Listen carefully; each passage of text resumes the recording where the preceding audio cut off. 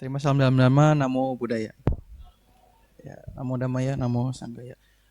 Di depan masih ada temennya atau segini aja? Segini aja. Di depan nggak ada ya. Oke, di sini ini semua pengurus di sini. Yang pengurus berapa banyak sih? Berarti yang lainnya belum. Ah, oke. Oke, ya dimasuk aja di slide-nya.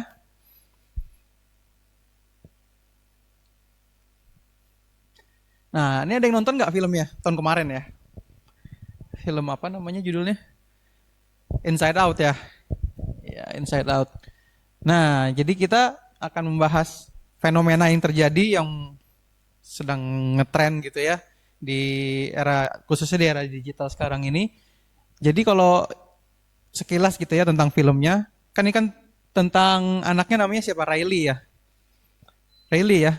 Riley dia menghadapi mulai beranjak dewasa, dia mulai punya kesadaran tentang dirinya gitu ya. Dia begitu punya kesadaran tentang dirinya yang harus gimana, tiba-tiba resah kan. Dia resah apakah dia harus ikut ke grup yang cupu gitu ya, apakah dia harus ikut-ikutan ke grup yang keren supaya keren gitu ya. Nah ini adalah duka yang kayaknya ya kita di Jakarta ini, di Indonesia ini, di Jakarta lah atau di sekitar saya gitu ya. Ini adalah duka yang dirasakan anak muda uh, pada zaman ini gitu. Jadi kalau misalkan duka itu kan dia di next saja. Kalau Buddha kan waktu mengajarkan tentang duka gitu ya di pemutaran roda Dhamma pertama kali Dhamma Cakkappavattana Sutta. Jadi ketika beliau cerah, beliau ingin mengajar, maka ceramah pertama yang beliau ajarkan kan adalah tentang 4 kebenaran suciwan gitu ya, Cattari Arya Sacani. Nah, beliau menyebutkan bahwa hidup ini adalah duka, kan duka bisa dibagi 3 tuh. Ini saya enter jadi 3 paragraf. Ini 3 jenis duka ya. Jadi yang pertama itu duka yang jelas-jelas duka gitu ya, yang tua gitu, yang mati, yang sedih, yang menderita, yang susah, yang sulit gitu ya. Memang hidup ini pada dasarnya adalah payah gitu. Hidup ini nggak perfect, makanya kita perlu mengusahakan sesuatu sampai akhirnya memuaskan batin kita gitu ya. Kita sebegitu ngoyoknya, sebegitu berusahanya untuk sekadar nggak menderita gitu ya. Jadi kehidupan kita adalah duka gitu. Terus ada yang kedua adalah duka yang wiparinama, duka karena berubah. Yang tadinya enak kok lama-lama nggak enak. Yang tadinya enak, dia tetap enak tapi kok batin kita bosen. Jadi nggak enak. Jadi ya antara kenikmatan dunia yang berubah atau selera kita yang berubah. Jadinya duka juga gitu ya, wiparinama duka. Nah yang ketiga ini adalah duka yang kayaknya paling bikin kita menderita, yaitu sebelumnya adalah duka karena 5 gugus yang kita miliki, pancakanda kita ini. Duka karena kita punya badan, ya kalau badan nggak dihitung lah, karena itu masuknya yang tua, sakit gitu ya, yang atas itu. Tapi duka karena kita punya kan nama kanda rupa kanda ya. Karena kita punya nama kanda, kita punya 4 kanda itu. Kita punya persepsi gitu ya. Kita bisa merasakan sesuatu jelek, buruk gitu ya, sesuatu nggak bagus. Karena kita punya persepsi gitu. Terus karena kita punya perasaan wedana kanda. Jadi ya kalau botol aqua nih kita katain juga dia nggak bakalan merasa tersinggung gitu ya. Tapi karena kita punya perasaan, kita bisa jadi duka gara-gara itu ya. Terus kita punya sanya kanda, wedana kanda, sangkara kanda. Kita punya gerak pikiran, kita punya perniatan gitu ya, kita punya bentukan-bentukan pikiran. Nah ini biang kerok juga gitu ya. Terus ada juga winyana kanda. Nah ini semuanya melekat di winyana kanda ini atau winyana winyana kanda namanya adalah bahasa Indonesianya apa ya? Kesadaran, ya winyana.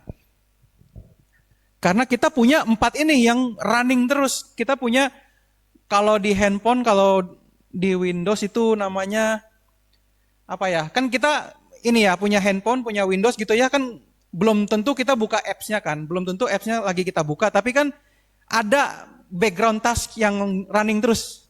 Tahu kan? Kita belum buka aplikasi apa, tapi di situ ada sistem Android-nya atau sistem iOS-nya atau Windows-nya yang jalan dengan sendirinya gitu kan. Nah, ini kita diem aja, kita punya underlying operating systemnya yang di batin kita nih. Nah, karena kita punya itu, kita akhirnya bisa merasakan yang namanya duka. Jadi kalau misalkan duka karena kesakitan gitu ya, itu jarang kita menderita. Kita lebih sering sakit apa enggak sakit sih sebenarnya? Lebih sering enggak sakit kan.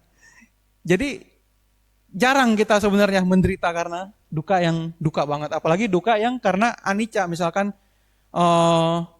merasa kehilangan, ya kecuali kita emo banget gitu ya, kecuali kita melankolis banget setiap detik merasa kehilangan gitu ya. Nah, yang paling sering bikin kita menderita adalah duka karena kita punya gerak batin yang memang sifatnya itu tidak memuaskan atau cari perkara terus gitu ya. Nah, ini kita bedah lagi ya, silakan di next. Nah, kenapa kita punya itu? Karena pada dasarnya kita menyimpan karakter, misalkan keserakahan gitu ya.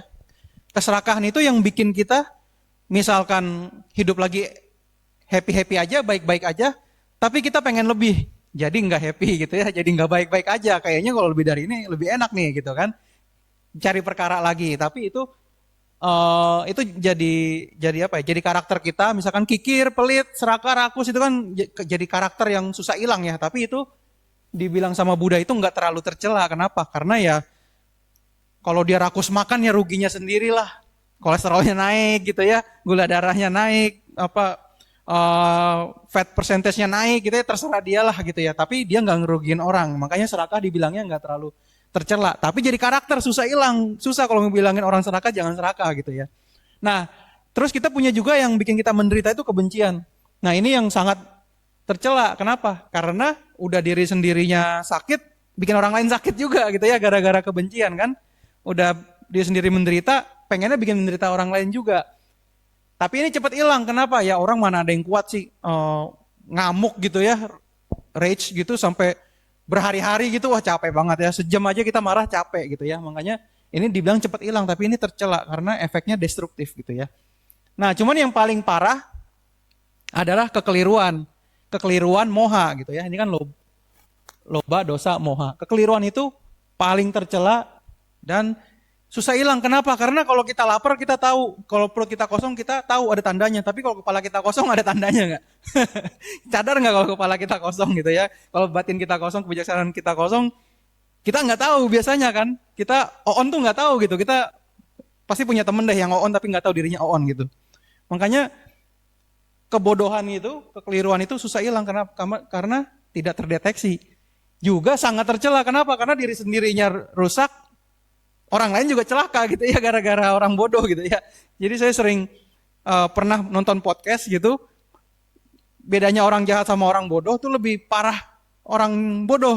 Kenapa? Kalau orang jahat itu dia paling merugikan orang kalau ada niat, kalau ada rencana gitu ya, kalau ada agenda tertentu gitu ya. Baru dia melancarkan aksinya gitu ya, karena dia jahat nih. Tapi kalau orang bodoh nggak ngapa-ngapain pun bisa bikin orang lain celaka gitu. Terus banyak kecelakaan di dunia ini, malapetaka di dunia ini lebih sering karena contohnya kecelakaan transportasi deh. Lebih banyak karena yang mengendarainya bodoh daripada disabotase sama orang jahat, bener nggak? Lebih banyak ya kalau misalkan kayak yang 9/11 gitu ya, itu kan dibajak, disabotase. Tapi lebih banyak lagi kecelakaan yang karena salah baca peta, salah baca radar, karena lalai maintenance pesawat gitu ya. Kan karena kebodohan lebih banyak yang celaka dan lebih sering. Makanya Buddha bilang penderitaan kita itu rata-rata seringnya yang paling tercela itu karena kekeliruan, karena kita punya moha. Nah, moha inilah yang bikin arah pergerakan pikiran kita itu jadi nggak kusala alias aku salah. Kusala itu maksudnya bermanfaat yang membawa perkembangannya menuju kebahagiaan atau nibbana gitu ya. Tapi seringnya karena kita punya moha, kita malah, nah ini di next saja.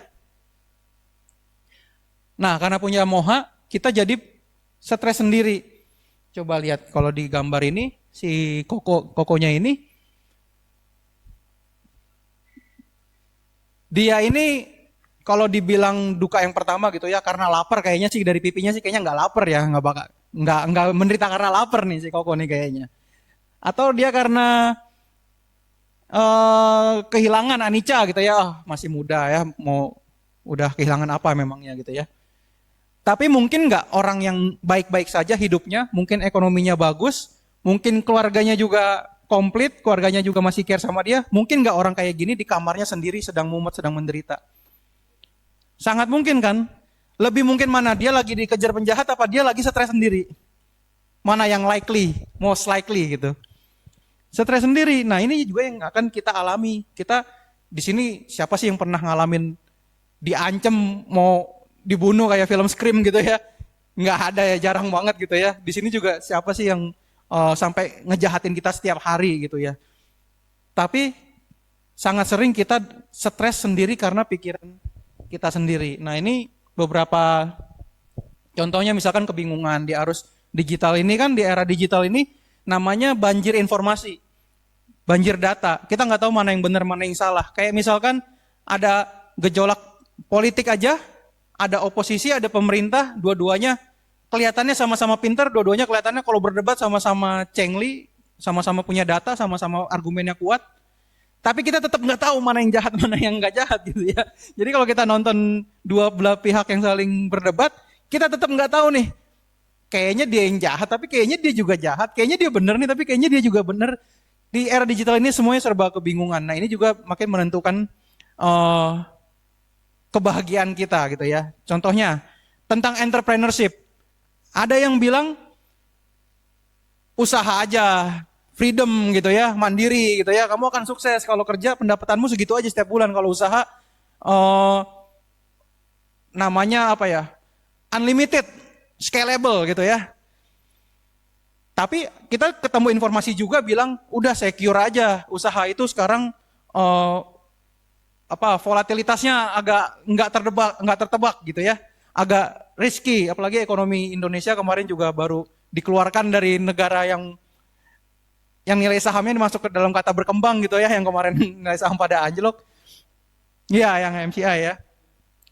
Kita bingung nih, mana yang benar nih, yang nyuruh kita entrepreneurship, apa yang nyuruh kita kerja aja. Kita jadi bingung, kita mau cari duit aja sekarang bingung nih. Akhirnya bisa kelaparan kita. Kenapa? Bingung, mau ngelamar kerja enggak ya? Mau buka usaha enggak ya? Gitu ya. Kita banyak kebingungan gara-gara pikiran gitu ya. Depresi, krisis identitas kayak si Riley tadi itu ya. Sama adiksi. Nah, adiksi ini perkaranya tuh kita yang cari sendiri gitu. Game kita yang mulai sendiri, kita yang iseng-iseng mulai, kita yang lama-lama sekali lagi ya kalah, sekali lagi nih menang nih. Sekali lagi menang nih. Lama-lama kesel, lama-lama sebel gitu ya. Lama-lama kerjaan bisa berantakan, sekolah bisa berantakan gitu ya. Gara-gara pikiran kita sendiri gitu ya. Jadi selama ini kita lebih sering menderita karena ulah pikiran kita sendiri. Terus tunggu sekali lagi, yang krisis identitas ini yang mungkin paling secara halus kita alami, tapi kita nggak sadar kalau kita sedang menderita karena adanya krisis identitas. Kayak film yang di Inside Out si Riley itu. Nah, coba teman-teman buat perenungan ya. Misalkan teman-teman ini, kita ini sekarang ada di game apa ya, simulator gitu lah, atau RPG gitu ya. Kita ini tokohnya nih, kita ini avatarnya. Coba nih teman-teman bayangin, kalau ada user baru masuk, dia dapat jagoannya itu adalah diri teman-teman. Teman-teman bisa ngebayangin Kak, dia dapat jagoan yang cupu apa dapat jagoan yang bagus menurut teman-teman? Dapat yang rare. Maksudnya misalkan kita adalah karakter game, kita ini karakter game yang bikin usernya bangga atau bikin usernya kayak wah ya udahlah mulai dulu lah, ntar upgrade gitu. Atau terima dulu. Nah, ini krisis identitas kayak si Riley itu. Dia merasa dirinya itu adalah figuran dalam dunia ini. Dia merasa dirinya adalah karakter cupu dalam dunia ini gitu ya. Nah, ini yang sering kita alami. Kita di sekolah jangan-jangan merasa kita adalah main character gitu ya. Kan si main character banget gitu ya. Atau kita merasa diri kita ini cupu banget gitu. Nah ini buntutnya panjang, buntutnya bisa sampai ke masa depan kita. Kita mau ngapa-ngapain minder. Kita harusnya bisa, misalkan, harusnya bisa cari muka nih ke guru nih. Kita tahu nih jawabannya, matematika coba kerjain di depan. Tapi kita minder, ntar diliatin yang lain. Ntar kalau salah disorakin gitu ya. Atau ntar ada yang iri, ntar dibilang belagu lah segala macam, ntar dijauhin segala macam. Akhirnya guru nggak tahu kalau kita pinter. Akhirnya kita nggak dapat perhatian dari guru yang harusnya bisa ngebimbing kita, lebih ngetrain kita lagi, jadi enggak gitu ya. Nah makanya dari rasa minder ini atau dari rasa main character syndrome ini bisa melit hidup kita itu menuju kehancuran atau yang potensi maksimal gitu ya. Makanya ini yang paling sering kita alami. Jadi one-linernya gitu ya, kita lebih sering menderita karena pikiran kita sendiri daripada kita dibikin menderita sama pihak lain. Nah jadi itu ya, di next. Nah makanya Buddha bilang kalau ada satu hal gitu ya yang kalau dikembangkan itu manfaatnya besar sekali, yaitu adalah pikiran. Nah agama Buddha ini makanya keren banget, agama zaman sekarang banget gitu ya. Enggak nyuruh, bukannya agama yang ritual harus ini atau tahayul, kalau nggak begini nanti kualat, kalau nggak begini nanti cupu gitu ya.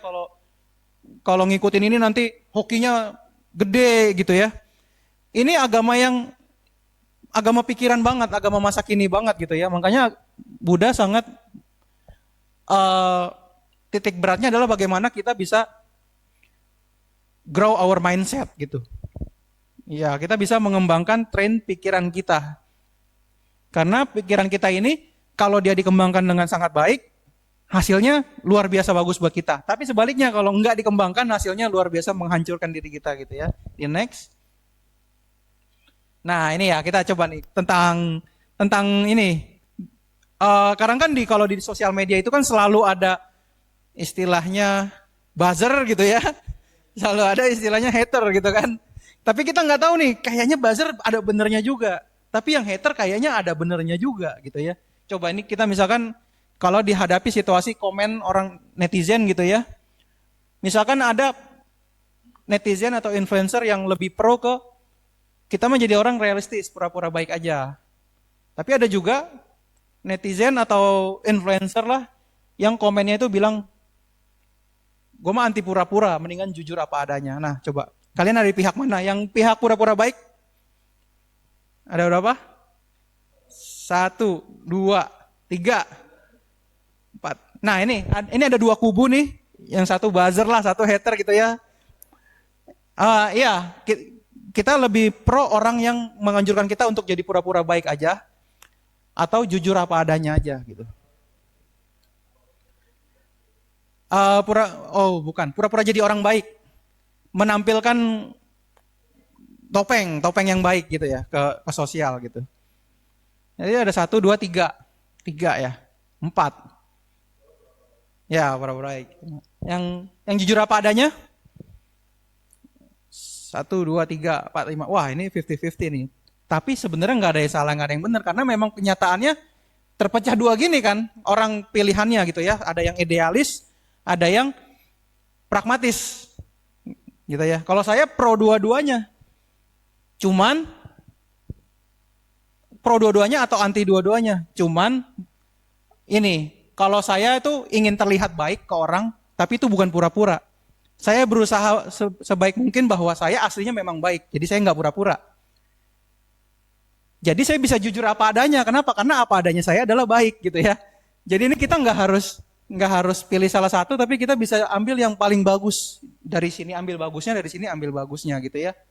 Nah ini juga cara kita bisa mengelola realita. Tapi ada kalanya kalau misalkan kita pura-pura baik, memang ada kalanya itu sangat menguntungkan gitu ya. Kalau jujur apa adanya juga ada juga positifnya gitu. Ya, di next. Ini kalau misalkan netizen kan suka ada ini ya, kalau ada pengemis, itu mah tukang parkir lah, gue mah nggak bakal kasih. Ya, itu pemerasan. Tapi ada juga yang komen 2.000 tak akan membuatmu miskin gitu ya. Nah, ini teman-teman lebih pilih yang mana? Lebih pilih kasih atau enggak kasih? Pengemis kah, tukang parkir gitu. Tergantung ya, tergantung konteksnya banget ya. Nah, ini itu yang namanya kebijaksanaan. Jadi kita enggak memuja satu isme, enggak lekat sama satu isme gitu ya, enggak buta sama satu pandangan, tapi kita lihat konteksnya. Kadang-kadang kalau misalkan pengemisnya nyebelin, kadang-kadang mending nggak kasih gitu ya. Cuman gini, ada situasi di mana kita memang sebaiknya tidak ngasih daripada pemberian kita itu menyeret dia masuk ke jurang males-malesan, ya, masuk ke jurang apa namanya, mengharapkan bantuan orang lain gitu ya. Kadang ada orang nganggur nih, lagi nyari kerja nih, maunya Senin siapin CV besok masih Sabtu Minggu santai dulu, Senin baru masukin CV. Tapi Sabtu Minggu ini dia iseng ngamen atau ngemis. Ternyata sehari dapat 1 juta gitu kan. Kira-kira Senin dia jadi nggak masukin CV? gara-gara Sabtu Minggu kita kasih. Jadi dia seumur hidup jadi pengemis gitu ya. Nah, kadang-kadang dana kita itu kadang-kadang berakhirnya bukan sesuai yang kita inginkan, padahal kita maksudnya berbuat baik kan. Tapi malah menyeret orang, menjebak orang dan mindset minta-minta gitu. Nah, makanya segala dikotomi dalam kehidupan ini ya ada baiknya, ada buruknya. Kita bisa ambil, bisa diolah lah konteksnya tergantung situasi gitu ya. Di next, selanjutnya apa lagi nih saya lupa. Nah, ini lebih seneng kejar passion apa lebih seneng kejar uang? Dua-duanya. Ya, yang kalau cuman bisa kondisinya kita cuman bisa pilih salah satu. Ada yang passion dulu? Ada yang pilih passion dulu? Satu. Ada lagi? Berarti 2. Good. Yang berarti sisanya uang, kejar uang dulu. Ya, ada situasi di mana kita butuh uang untuk ngejar passion gitu ya. Saya passion saya tuh bikin usaha distro misalkan, bikin usaha clothing line gitu ya. Saya suka desain, saya suka fashion, saya suka marketing, suka entrepreneurship, suka jualan. Passion saya pokoknya harus punya ini, fashion Fashion brand lah gitu. Tapi kan butuh duit. atau paling enggak dalam merintis itu kan kita butuh makan gitu ya. Makan juga kan butuh duit. Nah, makanya passion itu bagus dikejar. Cuman lihat sumber dayanya memungkinkan apa enggak. Kadang ada orang yang passionnya itu adalah sambilan. Banyak kan yang kita kerja misalkan di BUMN, di akuntan. Akuntan tuh saya yakin enggak passion. Mana ada orang dari kecil hobinya main ini kan, main cash register gitu kan. Mana ada bayi gitu dari lahir, wah kelihatan orang tuanya, bakatnya udah kelihatan nih buka Excel nih gitu kan. Ya nggak mungkin. Iya, kalkulator dia dibanting gitu. Nah, tapi ada kalanya kita butuh itu dulu, tapi sambilannya kita bisa nyicil bikin usaha kita sendiri gitu ya. Nah, makanya pikiran yang baik itu kayak gitu. Tapi ada orang yang ternyata nggak secengli kita ini gitu. Ada orang ternyata yang tidak sebijaksana atau tidak terlalu panjang pikirannya, pokoknya kejar passion terus sampai lapar bodo amat. Saya punya temen, dia passion banget gitu ya di bidang sosial media, dia kejar passion banget sampai dibela-belain setiap hari makannya Indomie doang. Sama kos seadanya, nggak punya motor, nggak punya apa. Akhirnya berakhir kanker usus, meninggal. Nah, ada kalanya orang sangat mengejar passion, tapi untuk memaintain passionnya itu aja kan sebenarnya harus dipikirkan gitu ya. Ya, di next. Nah, jadi yang sebenarnya yang perlu kita lihat adalah detail dari setiap rangkaian peristiwa gitu ya. Jadi kalau misalkan, nah ini contoh diskusi gitu ya. Misalkan ada, nah ini agak panjang, saya minum dulu nih.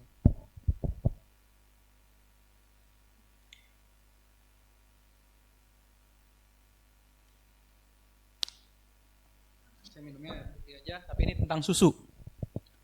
Ada anak bilang ke papanya, "Pah, ini susu Siapa yang nyiptain gitu ya. Kalau papanya males, otaknya pendek, bilang aja, itu yang di atas yang maha kuasa yang nyiptain. Beres gitu kan, 2 detik kelar gitu ya. Tapi anaknya ternyata lebih pintar dari bapaknya gitu ya. Kapan Pak nyiptainnya? Kemarin Pak. Wah enggak, kemarin mah ini susu udah ada di Indomaret. Kotaknya udah ada di chillernya gitu ya, udah ada di kulkasnya Indomaret. Oh kalau gitu sebelum di Indomaret diciptainnya. Wah enggak, itu masih ada udah ada di pabrik susunya. Udah lagi di packing gitu ya. Berarti sebelum di pabrik itu susu diciptain sama yang maha kuasa itu. Ya enggak juga, sudah ada di kelenjar susu sapi. Udah jadi, udah ready di kelenjar susu sapi gitu ya. Oh, berarti sebelumnya diciptainnya. Ya enggak juga, itu kan kelenjar susu sapi.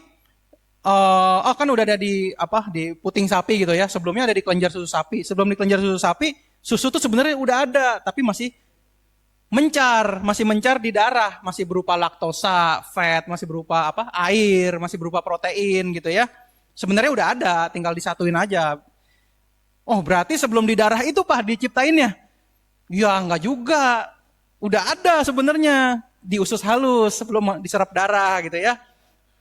Ya kan? Berarti sebelumnya diciptainnya. Ya enggak juga, sebelum usus halus ada di tembolok sapi. Lagi dicerna, diolah gitu ya. Terus sebelumnya mungkin masih berupa pakan sapi. Sebelumnya mungkin masih berupa rumput. Sebelumnya rumputnya itu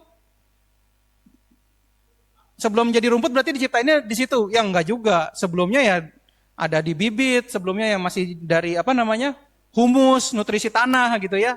Proteinnya masih berupa nutrisi tanah, masih belum diramu sama rumputnya segala macam, sebelumnya lagi. Terus protein tanahnya dari mana ya? Dari bangkai hewan yang mati di sekitar situ gitu ya. Atau ke bawah hujan dari gunung, mineralnya ke bawah gitu, ke bawah.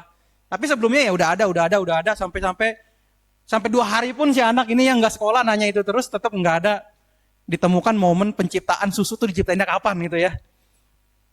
Nah, kalau kita otaknya cengli, pinter gitu ya, kita nggak usah mikir-mikir jauh ke penciptaan. Kita ngapain mikir-mikir yang dulunya banget, belum tentu ada momen penciptaan gitu ya, panjang, jauh banget, belum tentu ketemu. Pikirin aja bagaimana susu itu ada di tempat kita, nanti kalau mau bikin lagi gimana gitu. Kalau mau beli lagi gimana, kalau butuh lagi gimana gitu ya. Nah, pemahaman kita akan rangkaian proses ini yang bisa membuat kita bijaksana. Seperti tadi, kalau misalkan kita pilih passion atau uang, tapi kita ngerti rangkaian prosesnya. Kalau kita ngejar passion, kan butuh modal, kan butuh makan. Atau kalau kita tulang punggung keluarga kan butuh mulut yang kita suapin gitu ya. Kita butuh makanan untuk ngasih ke orang yang harus kita santunin gitu. Kita ngerti rangkaian prosesnya, terus kita ngerti, prosesnya itu nggak mudah, prosesnya butuh ini, kita udah punya atau belum. Nah inilah kebijaksanaan itu adalah, kalau misalkan teman-teman pahami gitu ya, yang paling penting kecerdasan sekarang yang paling penting kita miliki adalah kecerdasan bahwa kita mengerti sebab akibat segala sesuatu gitu.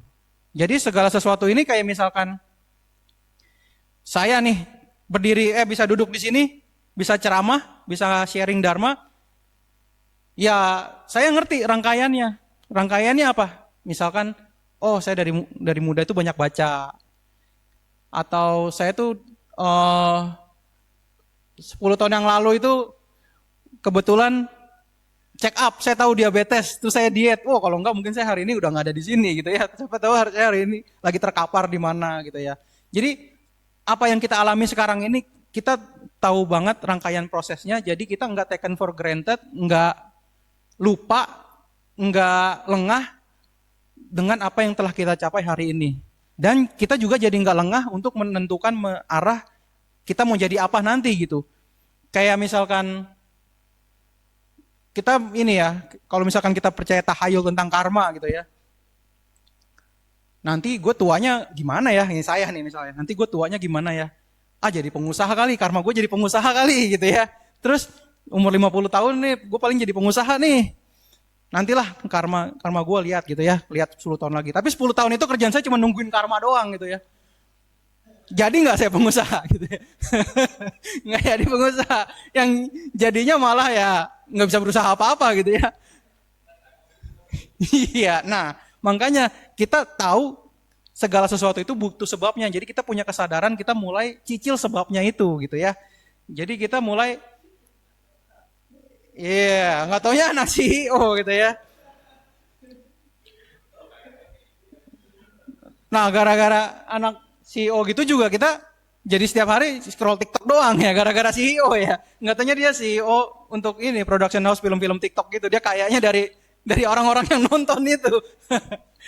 Dia ngejebak kita yang nonton ya, jadi wasting time, jadi nggak ngapa-ngapain, dia mager-mager gitu ya. Nah, makanya Buddha ini 2500 tahun lalu ya, tapi masih relevan sampai sekarang. Buddha bilang segala sesuatu itu muncul ada sebabnya, ada rangkaian prosesnya. Nah, kalau kita bisa ngeh bahwa segala sesuatu itu saling berproses, saling memunculkan gitu ya. Itu kayak kita ngelihat dhamma. Yang melihat dhamma itu berarti melihat kemunculan yang bersebab, yang ada sebab-sebabnya. Nah, inilah yang harus kita waspadai. Kayak misalkan teman-teman mungkin pernah ingat apa turning point terbesar dari hidup teman-teman sekarang ini ya. Kalau saya misalkan saya udah 17 tahun kerja di Ehipasiko Foundation. Gara-garanya apa? Gara-garanya waktu saya nyari kerjaan, teman saya datang ngasih nomor telepon Romo Handaka. Gara-gara hari itu saya WA Romo Handaka, hari itu saya ke Ehipasiko, ternyata 17 tahun kemudian saya masih di Ehipasiko. Turning point-nya adalah saya tahu, oh waktu itu saya nyari kerja. Oh waktu itu saya ditawarin kerjanya tapi di bidang Dharma. Terus saya ternyata, oh ada minat di bidang Dharma. Dan saya punya bakat, saya kan desainer grafis, saya bisa ngelukis, saya bisa desain, bisa animasi segala macam. Ya sudah, apa salahnya bakat saya ini buat menyebarkan dharma gitu ya. Sampai sekarang berlanjut terus, dan saya tahu, oh ternyata waktu itu gara-gara saya punya reputasi bagus, punya teman dekat, punya teman baik gitu ya, sampai dikasih nomor Romo Handaka, kayak misalkan, namanya siapa? Ferdinand, misalkan punya nomor Bante Panyawaro. Ada orang nanya langsung kasih nggak? Ntar kalau ditanya, dapat dari mana? Dari Ferdinand. Wah, si Ferdinand nyebar-nyebar nomor saya gitu ya. Tapi kalau misalkan Ferdinand tahu dia orangnya baik banget dan kayaknya kalau dikasih nggak bakal berbuat ulah gitu ya, pasti dikasih. Nah itu juga karena saya juga menjaga reputasi, saya minta nomor Romo Handaka.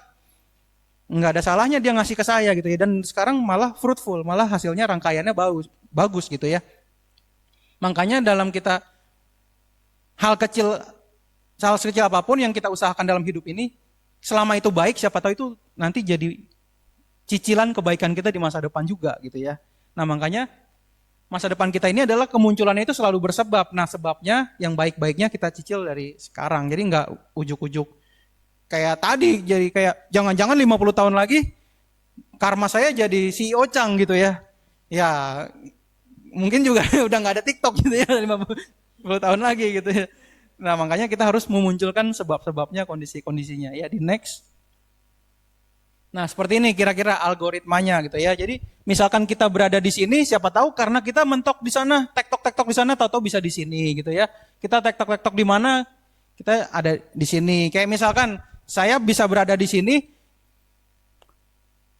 mungkin karena tadi waktu saya naik motor ke sini, saya nggak terlalu ngebut misalkan, atau saya nggak terlalu ugal-ugalan.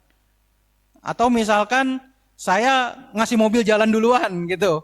Coba kalau tadi saya nggak ngasih mobil jalan duluan, sama-sama berebut. Siapa tahu saya sekarang nggak ada di sini, adanya di Cengkareng News atau Jakbar Info gitu ya, ada berita.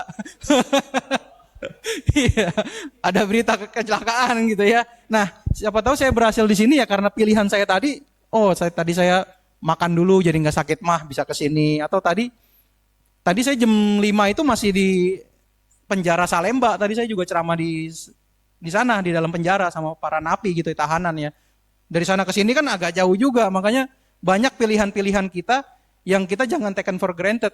Kita syukuri bahwa ternyata pilihan kita yang selama ini kita ambil tuh benar gitu. Jadi kita sekarang jadi orang yang pikirannya waras gitu ya, jadi orang yang badannya sehat, jadi orang yang temannya juga bagus, jadi orang yang lingkungannya bagus, itu harus kita syukuri juga ya. Di next.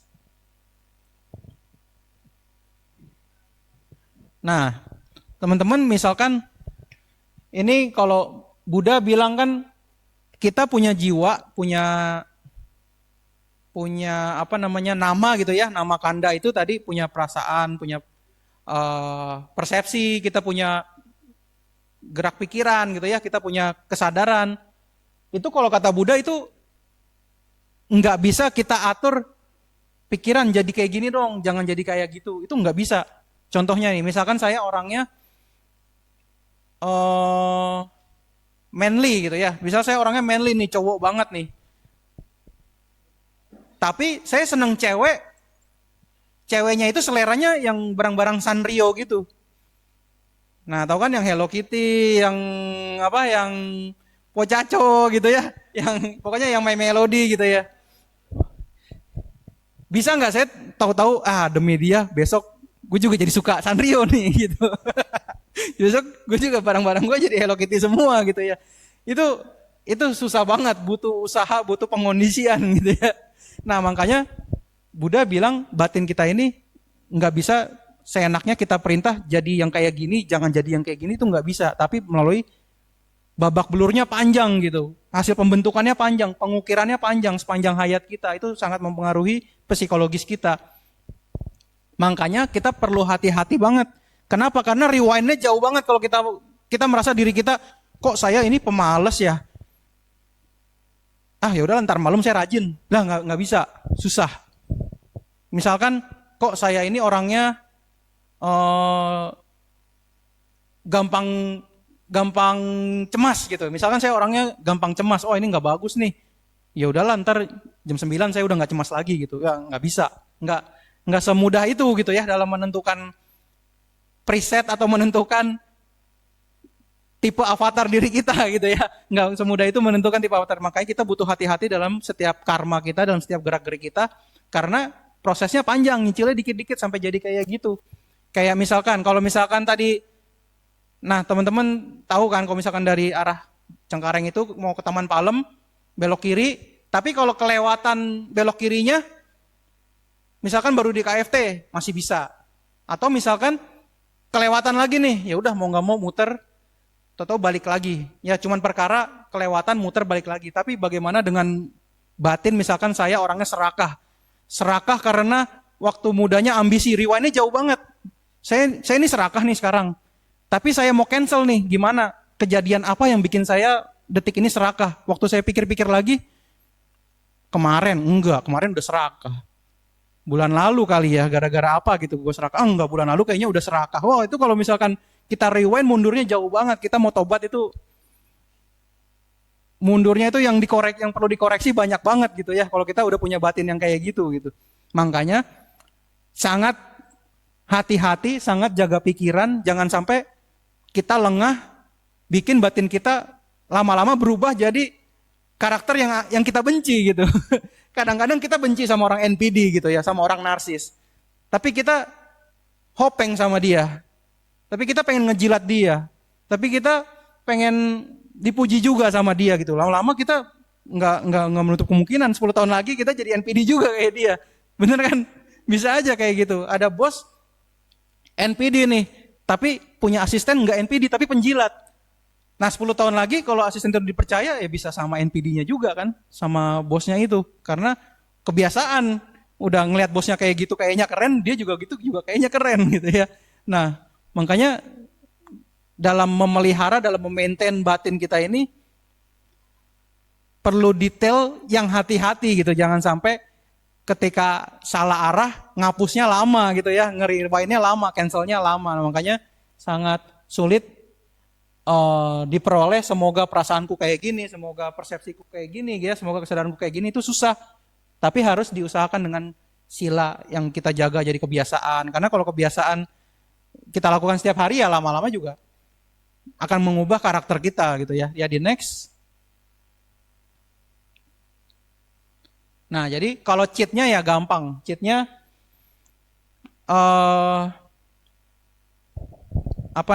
punchline-nya gitu lah ya. Closing statement-nya lah. Ini triknya, kita pasti sering baca ayat yang ini, ayat Dhammapada 183 ini kita pasti sering baca, paling banyak ditempel di tembok wihara, paling banyak di cover buku gitu ya. Tidak melakukan segala kejahatan. Kenapa?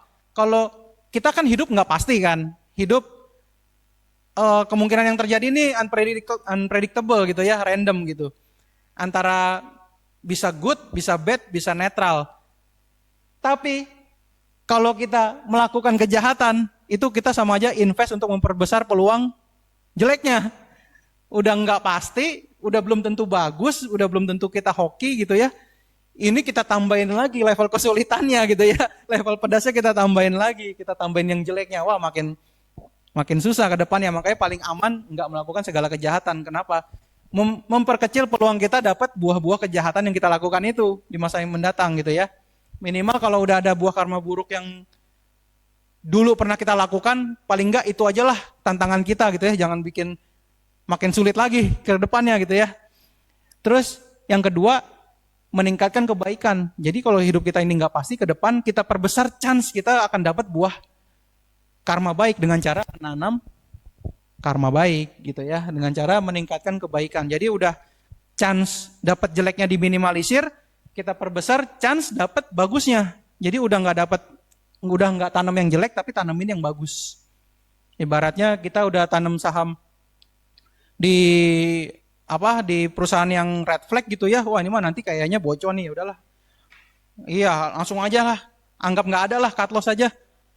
Tapi kita tanamnya yang aman-aman, yang BUMN gitu ya, yang blue chip, ya itu peluang ruginya kita minimalisir gitu kan. Nah, iya.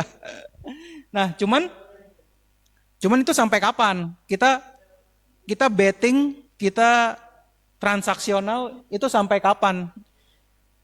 Nggak ada habisnya, karena karma baik gimana pun tetap ada masa kadaluarsanya gitu ya. Anggapnya teman-teman sekarang nih bisa duduk di sini, bisa adem duduk di sini, terlindungi gitu ya, sehat, pikirannya juga waras di sini semua gitu ya.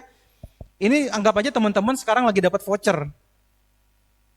Jangan sampai voucher ini lewat masa berlakunya. Kemarin saya dapat voucher di Shopee, saya nggak tahu bahwa voucher itu habisnya 25 Januari kemarin. Waktu saya mau pakai 28 Januari, ya nggak ada vouchernya gitu ya. Nah, anggaplah kesehatan teman-teman, kewarasan teman-teman, keadaan lingkungan teman-teman, society-nya gitu ya, keluarga atau circle-nya. Kalau lagi bagus-bagus, anggap aja ini sekarang lagi nikmatin voucher, jangan sampai kelewatan pakai voucher ini. Makanya vouchernya untuk apa? Untuk membersihkan pikiran kita sendiri. Ini adalah momen yang pas, momen yang paling kondusif buat kita makin waras, makin meningkatkan kebijaksanaan kita. Bayangin aja kalau kita udah habis nih vouchernya, kita sakit, terkapar. Itu mau positive thinking susah banget gitu ya.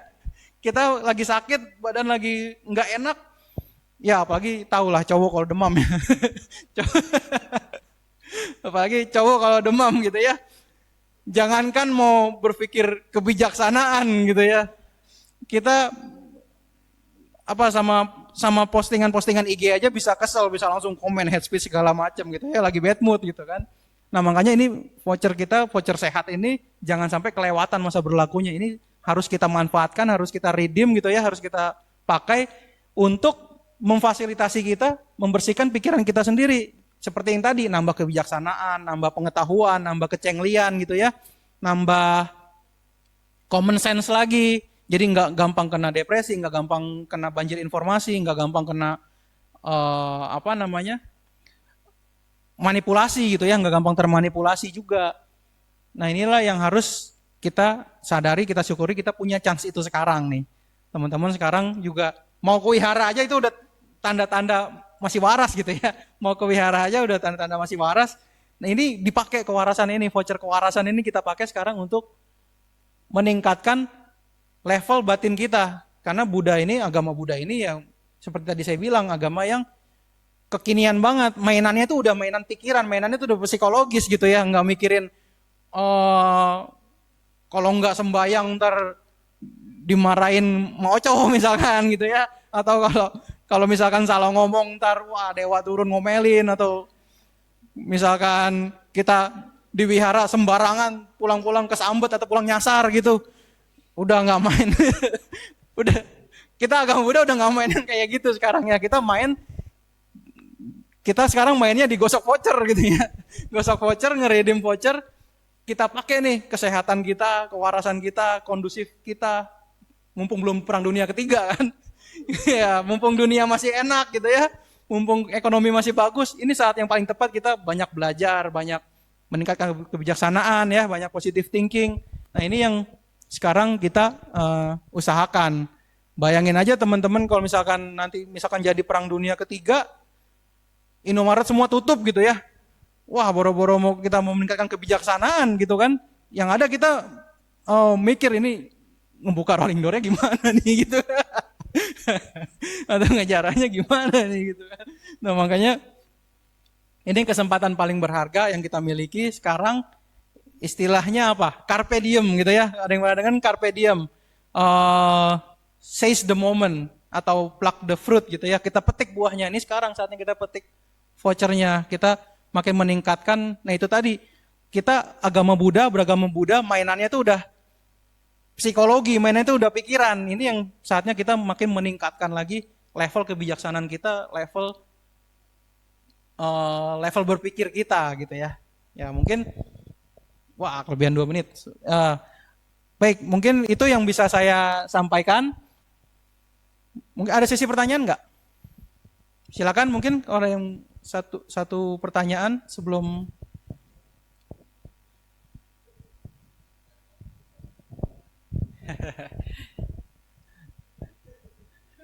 Ya, ya, ya.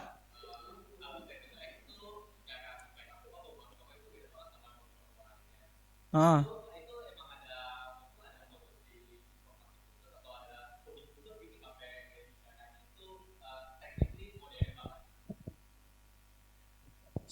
Nah, kenapa saya berbeda sama Romo-Romo biasanya? Kuncinya adalah saya bukan Romo gitu.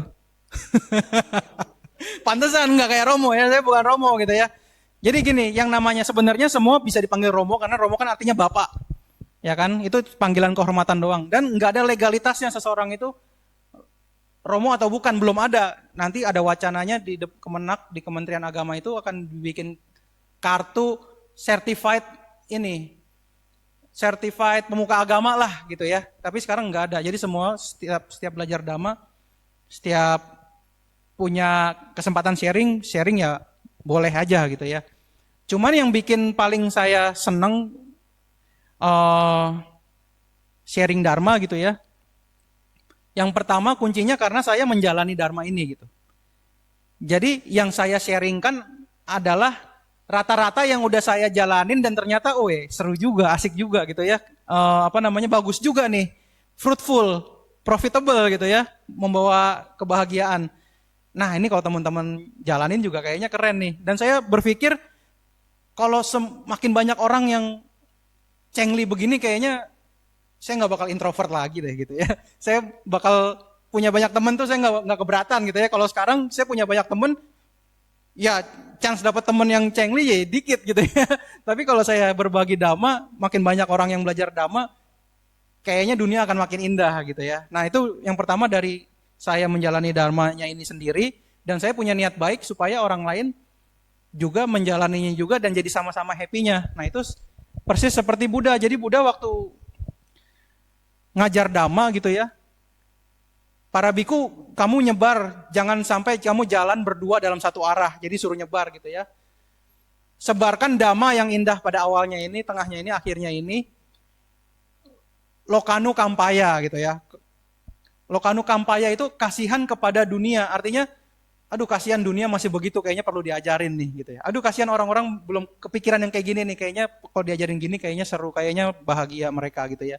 Nah itu spirit dharma tuh kayak gitu. Spirit dharma adalah kita jalanin, kita buktikan itu bagus, kita sebar itu supaya orang lain juga bagus gitu ya. Jadi kalau misalkan dari teknik ngomong, saya nggak pernah ada kepelatihan apa-apa, saya nggak pernah ada pelatihan public speaking sama sekali. Oh ini yang paling saya turning point-nya ya, yang paling bikin saya pede ngomong, itu semakin tipis ata kita, anata gitu ya, kan sifat kita anata, ego kita. Semakin sedikit ata kita, semakin tipis ego kita. Bukan berarti saya bilang saya anata gitu ya, saya udah araha gitu, enggak juga. Tapi saya sebisa mungkin saya enggak membawa diri saya atau enggak terbebani dengan citra diri. Jadi saya loss aja, saya santai aja.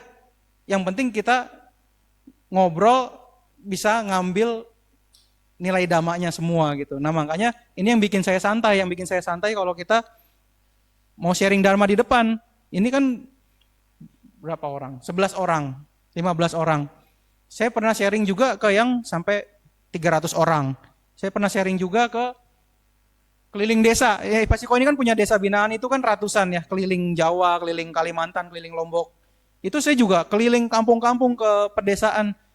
Itu hampir sama semua cara saya ngomong, artinya enggak deg-degan, enggak gemeter, enggak apa gitu, karena sesantai itu kalau kita udah nipisin ego gitu. Jadi mungkin kuncinya paling penting adalah tipisin ego kita, jadi yang apa yang kita sampaikan itu benar-benar atas dasar kebaikan aja gitu. Jadi kalau misalkan kita, teman saya kalau zaman kuliah gitu ya, rata-rata orang nggak berani ngomong ke depan, nggak berani presentasi karena egonya gede. Egonya gede belum tentu sombong kan. Bisa aja minder itu juga egonya gede. Kenapa? Ntar kalau disorakin gimana nih? Oh, egonya merasa terancam, egonya nggak mau disorakin. Ntar kalau dibilang jelek gimana ya? Temennya belum tentu denger juga kan. Pede amat gitu sih. Kayak apa? Capek banget nyorakin dia gitu ya. Ngapain nyorakin dia gitu ya? Nah kadang-kadang ego yang gede itu bikin kita sombong atau bikin kita minder. Nah itu halangannya. Tapi kalau misalkan kita merasa satu apa ya, ada kebersamaan gitu ya, nggak ada, iya sefrekuensi, kita ada apa namanya, solidaritas gitu ya, nggak ada halangan lagi penyekat, itu ngomong udah nggak ada halangannya lagi, ngomongnya udah bener-bener kebaikan supaya menumbuhkan kebaikan, udah gitu aja gitu. Nah teman-teman ini udah di Wisudi belum? Udah ada yang pernah Wisudi belum? Belum ya? Nah di Ehipasiko nanti teman-teman tolong buka IG-nya Ehipasiko Foundation. Kita hari 3 bulan lagi ya Mam ya? 15 April. Itu kan wisudinya, kursusnya. Lihat aja nanti di Ehipasiko Foundation IG-nya, itu ada kursus Intisari Agama Buddha. Jadi untuk teman-teman di sini mungkin kan ada yang di SMA-nya belum tentu dapat pelajaran agama Buddha gitu kan. Di situ akan diajarkan seharian full. Bisa ya, kalau nggak mau bayar boleh gratis, tapi tarifnya sebenarnya donasi sukarela. Donasi sukarela itu asal buat tandanya saya daftar udah gitu aja gitu ya. Berapapun diterima gitu ya. Itu akan diajarkan ya tentang riwayat Buddha, karma, tentang Paticca Samuppada segala macam, sampai yang tradisi-tradisi, sampai cara hidupnya, praktiknya semua diajarin di situ. Nanti 2 minggu kemudian diwisudi oleh Acan Bram. Jadi nanti kita kursus dulu, kita layakkan diri kita dulu dengan pengetahuan Dhamma. 2 minggu kemudian kita menyatakan perlindungan kepada Tisarana dan menjalankan Pancasila, langsung dipimpin oleh Acan Bram. Nanti Acan Bram dari Australia datang ke sini untuk wisudi. Sekarang pesertanya udah 300-an, masih buka, mungkin tinggal terima. Ya 100-an lagi lah, masih kita terima gitu ya. Itu kemarin baru kita buka 3 hari, udah langsung 300 orang yang daftar. Jadi bisa dipertimbangkan, paling enggak daftar dulu lah, transfer dulu gitu. Biar ngetek bangku gitu kan, kita tag bangkunya. Nah itu diajarkan nanti pengetahuan Dhamma di situ, cara pandang Dhamma. Nah dari situ Ferdinand ini tertarik juga mau misalkan public speaking gitu segala macam, tertarik ya. Nah makanya goodwill-nya aja, intinya itu goodwill. Kita punya goodwill, kita nggak punya self interest gitu ya, kita nggak punya kepentingan diri, itu pasti lancar gitu. Nah dan yang terpenting karena saya memang cinta pengetahuan, saya cinta sama kepintaran lah gitu, logika, cengli apa segala macam gitu ya. Kan filosofi kan artinya itu, filo tuh artinya kan cinta, sofi itu artinya, sofia itu artinya kebijaksanaan gitu ya. Jadi orang yang filosofis adalah orang yang mencintai kebijaksanaan. Ya, sofi itu kan sophisticated, berarti kan pinter. Sofia gitu ya, artinya bijaksana, artinya cengli gitu ya, cerdas lah segala macam. Kalau filo itu kan artinya cinta, jadi kayak misalkan filial mother itu kan cinta ibu, filial family family yang saling mencintai gitu ya, family yang punya rasa kecintaan gitu ya, itu filo. Atau filantrofi, trofi kan artinya manusia, filantrofi jadi manusia yang penuh cinta kasih, kayak Bill Gates, kayak Jack Ma gitulah, pokoknya semua donatur besar dibilangnya filantrofi gitu ya. Nah itu karena saya dari muda, ya sekarang juga masih muda sih sebenarnya. Karena saya dari muda, dari SMP, dari SMA, senang sama pengetahuan dan seru nih kayaknya kalau orang lain tahu juga. Nah, itu dari goodwill. Mungkin itu yang bisa dijadikan inspirasi gitu ya. Oke, ya mungkin itu yang bisa saya sharing malam ini. Terima kasih kebersamaannya, keakrabannya luar biasa hari ini. Ya tepuk tangan dulu buat teman-teman di sini.